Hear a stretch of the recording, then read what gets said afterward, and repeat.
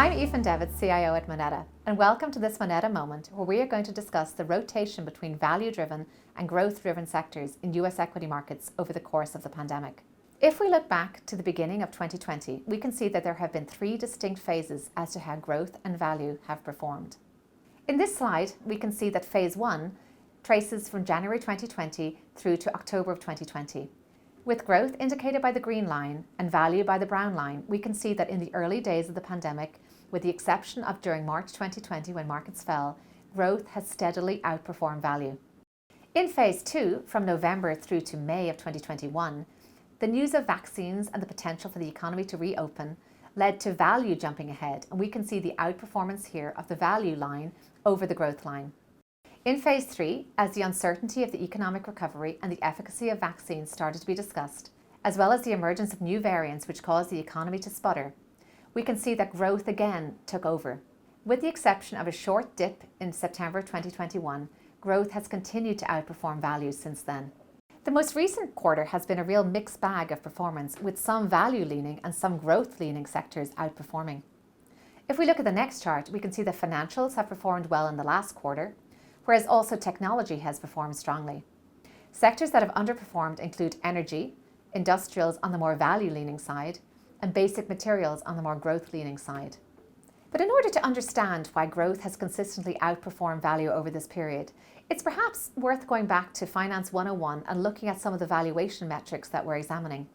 As we've noted before, we are in a persistently low interest rate environment.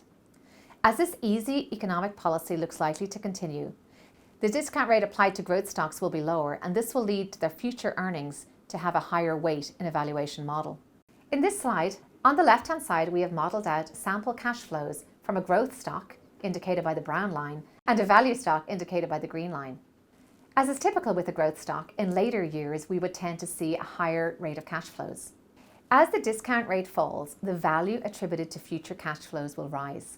We can see that this has a disproportionate effect on growth stocks versus value stocks because growth stocks are longer duration and have more cash flows far into the future. So it could well be the case that the persistent low rate environment and the easy monetary policy that we're currently experiencing is in fact driving some of these growth valuations, and that could be the justification for the persistent outperformance of growth versus value in recent years. So what are our key Moneta moment takeaways? We recommend watching the monetary impulse or the pace of monetary policy, as this will be an indication as to how valuations are derived.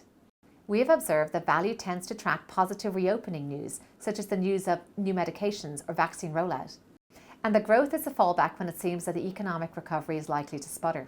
As there is ongoing volatility regarding news of COVID and the pace of reopenings, we expect this to drive ongoing rotation and swings between growth and value. We've also observed that value tends to outperform mid-cycle when more quality stocks outperform, and when both inflation expectations and interest rate expectations rise. Currently, we are seeing both. The value rotation that we saw from November 2020 through to April 2021 has led to more market breadth with less of a narrow focus on the tech sector. So overall, we expect that the rotations between growth and value will continue, and that the best policy is to stay diversified and balanced across value and growth exposures. I'm Aoiffin Devitt, and thank you for listening to this Moneta moment.